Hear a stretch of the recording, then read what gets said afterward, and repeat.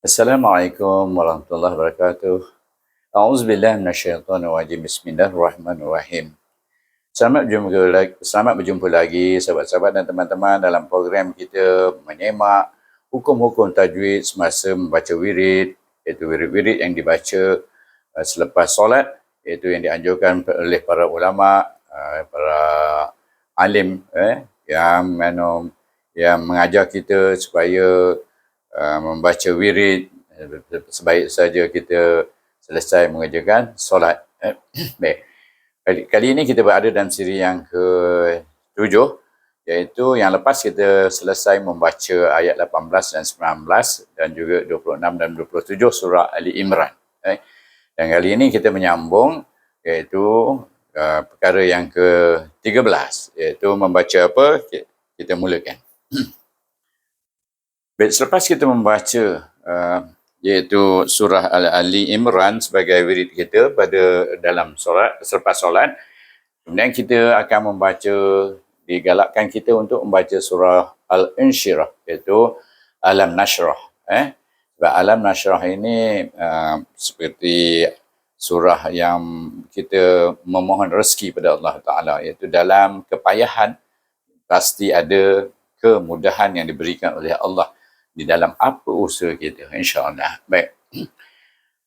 Bacaannya, sahabat-sahabat dan teman-teman boleh rujuk video siri 21, iaitu semasa baca dalam surah Lazim. Ada video yang saya viralkan dalam, saya tak perlu tuliskan semula sebab sahabat-sahabat dan teman-teman boleh rujuk semula baca Alam Nashrah macam mana dengan bertajwid. Saya dalam surah Lazim yang baca dengan berhukum tajwid.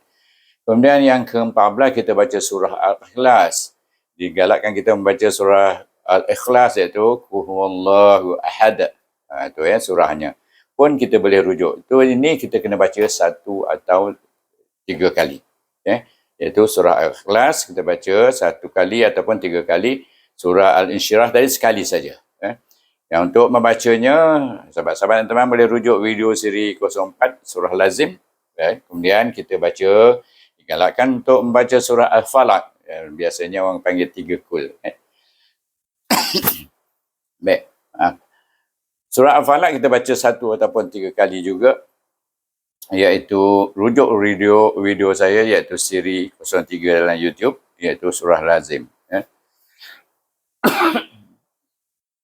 Kemudian selepas surah Al-Falaq kita akan baca, kalau tak ingat namanya tu, saya bacakan sedikit kepalanya.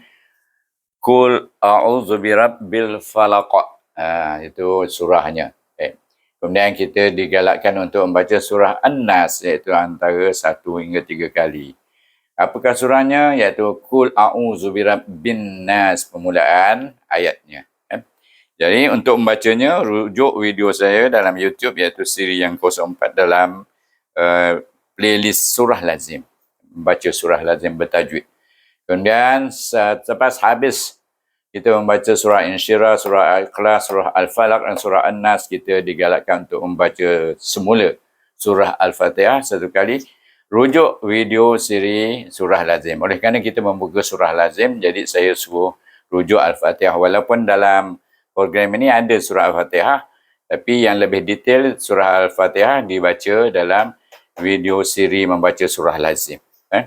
Kemudian kita yang ke-18, kita dikenaki membaca ayat berikut sebanyak 3 kali.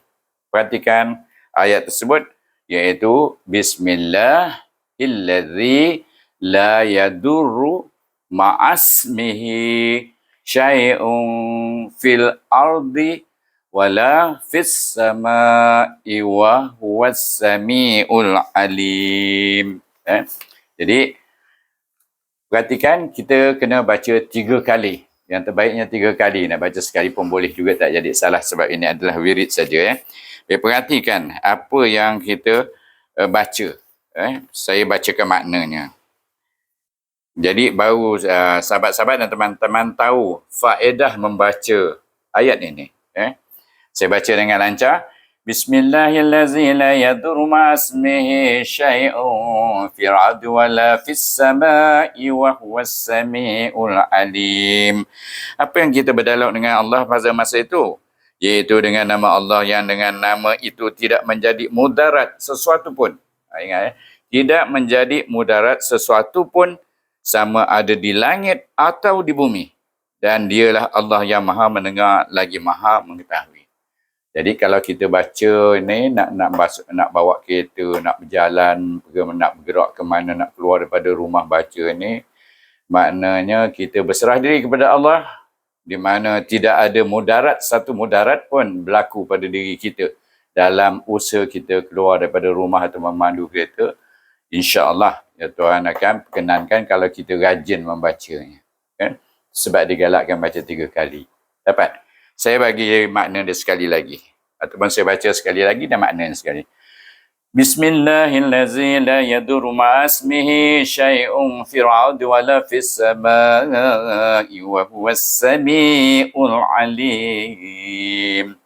Baik, hukum tajwidnya seperti biasa, iaitu ada nama Allah sini, sebelumnya baris bawah, dan sini ada mat asli, sini ada idgham syamsiha, pergi pada lam sana, ini mat asli, yadurru ma'as, ain di wasalkan dengan sin yang mati, mihi, di sini ada mat silah kasirah, sini tanwin bertemu dengan fa sana, fa hakiki, kemudian di idgham di izhar halqi, izhar kamari dengan alif lam di sini, huruf fa, fil, kemudian ardi, kemudian wala ada mat asli, fis, iaitu di dalam syamsi kan dengan sin, kemudian di sana ada mat wajib muttasil, baca dia dengan fathah mahakah, wahwas, iaitu waw ni di idgham syamsi dengan huruf sin, kemudian sini ada mat asli, kemudian ain itu di izhar halqi, di izhar qamari kan dengan alif lam, kemudian alim baca dengan mat arid disukun. Dapat hukumnya? Maknanya sekali lagi saya baca. Dengan nama Allah yang dengan nama itu tidak menjadi mudarat sesuatu pun sama ada di langit atau di bumi, dan dialah Allah yang maha mendengar lagi maha mengetahui. Tidak ada mudarat sama ada kita dalam naik kapal terbang, ataupun kita menaik kereta, ataupun kita dalam perjalanan, atau kita dalam membuat sesuatu usaha dengan baik mengikut syariat, maka insya-Allah tidak ada mudarat pada kita. Dan kita yang ke-19 kita ajak membaca ayat berikut, iaitu Hasbiyallahu la ilaha illa huwa alaih tawakkaltu wa huwa rabbul arsyil azim. Apa maksud ayat tersebut? Iaitu penolongku ialah Allah. Dengan ini makna berkaitan. Ayat tadi kita baca dengan ayat ni berkaitan. Sesungguhnya penolongku ialah Allah. Maknanya kita berserah diri. Kita mengaku bahawa Allah saja penolong kita. Tiada Tuhan yang sebenar melainkan Dia. Dan kita bersyahadah kepadanya, kepada Allah. Kepadanya jua aku berserah. Jadi kita berserah diri, dan dialah pemelihara arasy yang besar itu. Jadi dua-dua ini boleh kita gabungkan bacaannya sehingga kita mendapat faedah dari apa yang kita baca itu. Iaitu tiada mudarat yang akan berlaku kepada kita setelah kita menyerahkan diri kita kepada Allah SWT dalam segala hal. Jadi saya pesan jangan lupa kalau wirid jangan tinggal ni 2 huruf. Nak berjalan pun jangan tinggal 2 ayat ini. Bacalah di mana-mana pun. Iaitu dengan yakin dan ikhlas kepada Allah SWT. InsyaAllah sahabat-sahabat dan teman-teman semua akan selamat. Dengan itu saya akhirikan iaitu siri yang ke-7 ini, dan kita tunggu siri-siri yang berikutnya, iaitu apakah wirid-wirid yang kita perlu baca selepas kita solat. Dengan itu saya sudahi dengan wabillahi taufiq wal hidayah. Maksudnya mudah-mudahan sahabat-sahabat dan teman-teman semua mendapat taufik dan hidayah daripada Allah SWT. Selamat berjumpa lagi. Assalamualaikum warahmatullahi wabarakatuh.